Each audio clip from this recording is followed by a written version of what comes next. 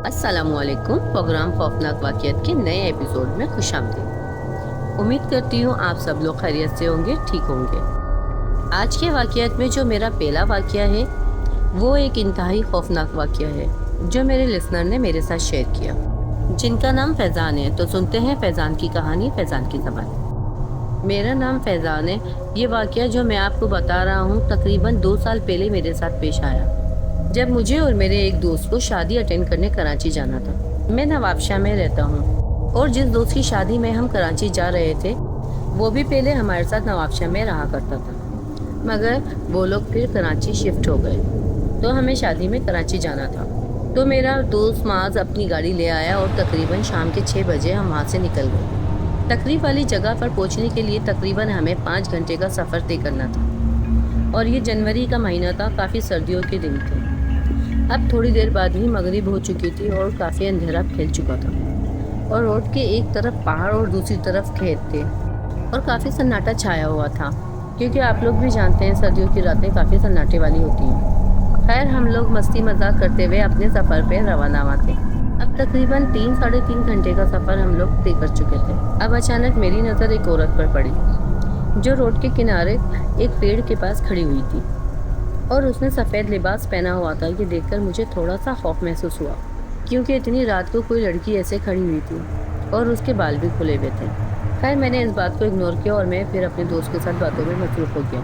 मगर थोड़ा आगे जाने के बाद मैंने फिर से उसी औरत को देखा। ये देखकर मैं बहुत ज़्यादा डर गया कि ये कैसे मुमकिन हो सकता है कि वो औरत गाड़ी की रफ्तार से पहले हमसे आगे आ जाए। मुझे ऐसा लग रहा था शायद कुछ बुरा होने वाला है। फिर भी मैंने अपने दोस्त माज को ये बात नहीं बताई, क्योंकि वो डर जाता और गाड़ी भी वही चला रहा था। मैंने बस माज से इतना कहा कि गाड़ी की स्पीड तेज़ कर दो, तो उसने कहा, क्यों, क्या हुआ? मैंने उससे कहा, नहीं, बस ऐसे ही बोल रहा था कहीं शादी में लेट ना हो जाए। अगर माज मेरा नेचर देखकर समझ गया था कि मैं डरा हुआ हूँ, तो माज ने मुझसे कहा, तुम इतने डरे हुए क्यों हो?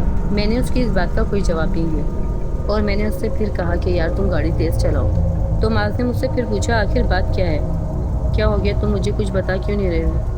हम दोनों के बीच ये बात चली रही थी कि एक औरत की चीखने की आवाज़ आई। इस चीख को सुनकर माज ने गाड़ी एक झटके से रोक दी। मैंने उससे कहा, गाड़ी क्यों रोक दी?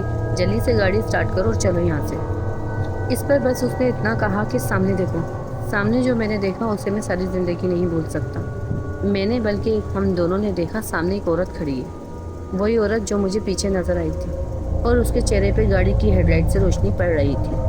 उसका चेहरा कुचला हुआ था और उसके चेहरे से खून टपक रहा था और वो इंतहाई काली थी। इस खौफनाक मंजर को देखकर हमें इतना डर लगा कि मेरे पास कोई अल्फाज नहीं। हमें ऐसा लग रहा था कि हमारे सामने मौत खड़ी है। मास तो डर के मारे चीखे मार रहा था। मुझे कुछ समझ नहीं आ रहा था कि मैं करूँ क्या। और वो औरत चलती हुई हमारी गाड़ी की विंडो के पास आ गई। हमने सर्दी की वजह से पहले ही विंडो बंद की हुई थी, तो वो औरत विंडो को नॉक करने लगी। मैंने माज से कहा, तू जल्दी गाड़ी स्टार्ट कर और निकल यहाँ से, मगर उसे कपकपी चढ़ी हुई थी। मैंने उसे फिर ज़ोर से कहा कि गाड़ी स्टार्ट करो वरना हम मारे जाएंगे। तो उसने गाड़ी स्टार्ट करके आहिस्ता से वहाँ से गाड़ी निकाली। अब थोड़ी दूर जाकर मैंने माज से गाड़ी ली और खुद ड्राइव की, क्योंकि डर की वजह से उसकी हालत बहुत ख़राब थी और वो काँप रहा था। और अब हम डरते हुए जा रहे थे और सूर्य नाश पड़ रहे थे। फिर हम लोगों ने पीछे मुड़कर नहीं देखा। अब हम लोग कराची पहुँच चुके थे, मगर हम लोगों की हालत ऐसी नहीं थी कि हम शादी में शरीक हो सके, तो हम तकरीब में नहीं गए। मेरे खालू का घर कराची में है, तो हम दोनों उस रात उनके घर ठहरे। हम दोनों को बहुत तेज़ बुखार हो रहा था। फिर दूसरे दिन सुबह हम अपने घर के लिए रवाना हो गए। बस यही वाक़या था जो मेरे साथ पेश आया और ये एक सच्चा वाक़या है जो मैं कभी ज़िंदगी में नहीं भूल सकता। उस औरत की शक्ल आज भी मेरे दिमाग में बसी हुई है और जो भी ये वीडियो सुन रहे हैं उन सब से मेरी दरख्वास्त है, मेरी वालदा के लिए ज़रूर दुआ करिएगा, क्योंकि वो बहुत बीमार हैं।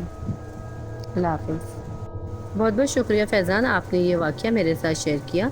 अल्लाह ताला आपकी वालदा को सेहतयाबी तंदुरुस्ती के साथ लंबी उम्र अता फ़रमाए, आमीन।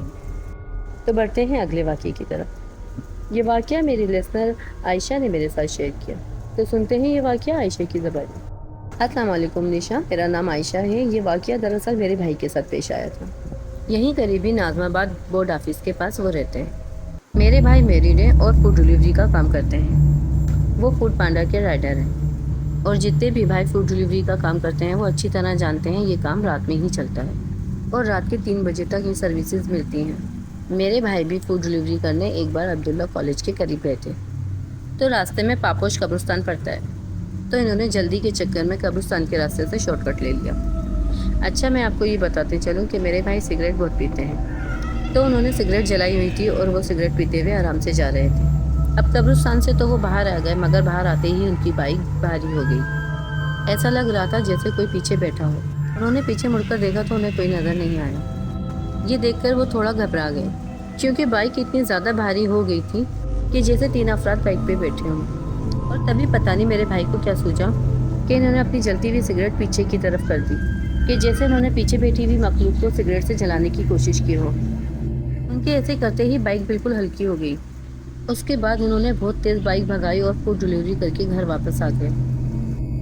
امی بھائی کے پاس گئی اور پوچھا، بیٹا کیا بات ہے، خیریت تو ہے، پریشان لگ رہے ہو؟ تو بھائی نے کہا، نہیں امی، کوئی ایسی پریشانی کی بات نہیں ہے، باقی بات صبح بتاؤں گا۔ تو پھر یہ واقعہ اگلے دن بھائی نے ہم سب کو بتایا، مگر کچھ دن بعد میرے بھائی کی طبیعت بہت زیادہ خراب ہو گئی۔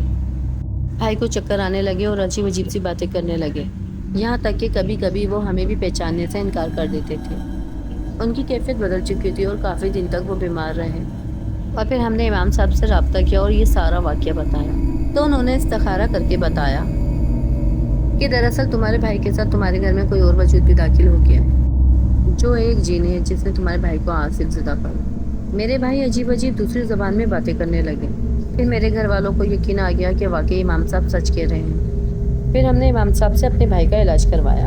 پھر امام صاحب نے قرآن پاک کی آیت میرے بھائی پر پڑھ کر پھونکی تو میرے بھائی کی آواز چینج ہو چکی تھی اور باقاعدہ میرے بھائی پر ایک جن حاضر ہو گیا تھا جو کہ امام صاحب سے باتیں کر رہا تھا، اور جن نے بہت خوفناک انداز سے کہا، میں یہاں سے نہیں جاؤں گا، اس نے مجھ سے دشمنی لے لی ہے۔ پڑھائی کے بعد میرے بھائی کی طبیعت میں کچھ سدھار تو آ گیا، لیکن یہ معاملہ ابھی تک ختم نہیں ہوا۔ اب بھی میرے بھائی کی طبیعت کبھی کبھار خراب ہو جاتی ہے اور وہ کہتے ہیں میرے کندھے بھاری ہو رہے ہیں، اور ہمارے گھر سے کچھ کھانے پینے کی اشیاء بھی غائب ہو جاتی ہیں۔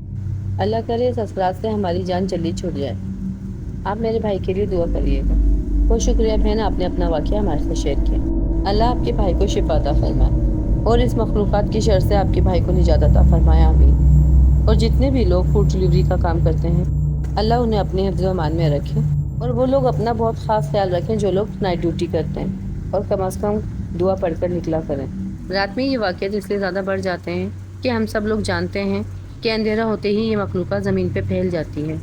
تو بڑھتے ہیں آج کے تیسرے واقعے کی طرف۔ یہ واقعہ جو میں آپ کو سنانے جا رہی ہوں یہ میری دوست کا ہے جنہوں نے اپنا نام بتانے کے لیے منع کیا ہے۔ یہ سچا واقعہ ہے جو میری دوست نے میرے ساتھ شیئر کیا۔ تو واقعے کی طرف بڑھتے ہیں۔ میرے تایا ابو ٹنڈو علیہ یار میں رہا کرتے تھے۔ دراصل میرے تایا ابو نے کالے علم کرنے والے عام علم کے ساتھ بیٹھنا اٹھنا شروع کر دیا تھا تاکہ وہ کالا علم کرنا سیکھ سکیں، اور اسی وجہ سے انہوں نے شادی بھی نہیں کی۔ اور ایک دن انہوں نے اپنی ہی بھتیجی یعنی کہ میری بہن، اس کے اوپر کالے علم کے ذریعے ایک جن مسلط کر دیا۔ جب میری بہن کافی بیمار رہنے لگی تو میرے امی ابو نے ان کو ڈاکٹروں کے پاس لے کے گئے اور علاج کروانا شروع کیا۔ کافی علاج کے بعد بھی انہیں کوئی فائدہ نہیں ہوا تو میرے ابو انہیں دم درود کروانے کے لیے کسی بزرگ کے پاس لے کے گئے۔ اس بزرگ نے اپنے علم کے ذریعے میری بہن پہ جو جن تھا اسے حاضر کیا۔ اس سے کہا، تم کون ہو، کہاں سے آئے ہو؟ جن نے کہا، میں خود سے نہیں آیا، مجھے بھیجا گیا ہے۔ خیر کافی پوچھنے کے بعد اس نے میرے تایا کا نام اور حلیہ بتایا، جس سے ہم سمجھ گئے کہ یہ کام میرے تایا ابو کا ہی ہو سکتا ہے۔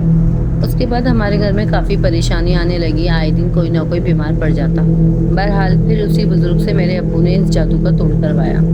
خیر کافی پریشانیاں دیکھنے کے بعد ہم اس مشکل سے باہر آ گئے تھے۔ کچھ ٹائم بعد ہمیں پتہ چلا کہ میرے تایا ابو بہت بیمار ہیں اور ہاسپٹل میں ایڈمٹ ہیں۔ جب ابو ان کی طبیعت معلوم کرنے ہاسپٹل گئے تو پتہ چلا ڈاکٹر نے کہا کہ انہیں گلے کا کینسر ہو گیا ہے۔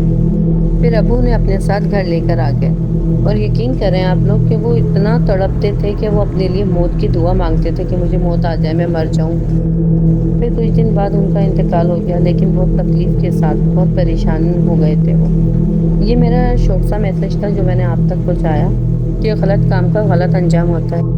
یہ سچا واقعہ ہے، لہٰذا ہمیں کسی کے لیے برا نہیں سوچنا چاہیے، کیونکہ حسد ایک بہت بری چیز ہے، یہ انسان کو کہیں کا نہیں چھوڑتی۔ اللہ ہمیں حاسدوں کی حسد سے بچائے۔ یاد رکھیں کبھی کسی کی خوشیوں سے نہ جلیں، نماز پڑھیں، طہارت کا خاص خیال رکھیں۔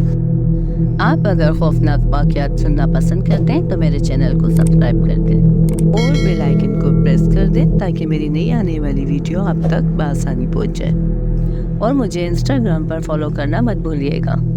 اگر آپ لوگوں کے ساتھ کوئی خوفناک واقعہ پیش آیا ہو تو اسکرین پہ دیے گئے واٹس ایپ نمبر پہ آپ میرے ساتھ اپنا واقعہ شیئر کر سکتے ہیں۔ زندگی رہی تو انشاءاللہ پھر ملاقات ہوگی ایک نئے ایپیسوڈ کے ساتھ۔ تب تک کے لیے نشا خان کو دیجیے اجازت، اس امید کے ساتھ آپ لوگ اپنا بہت خیال رکھیں گے۔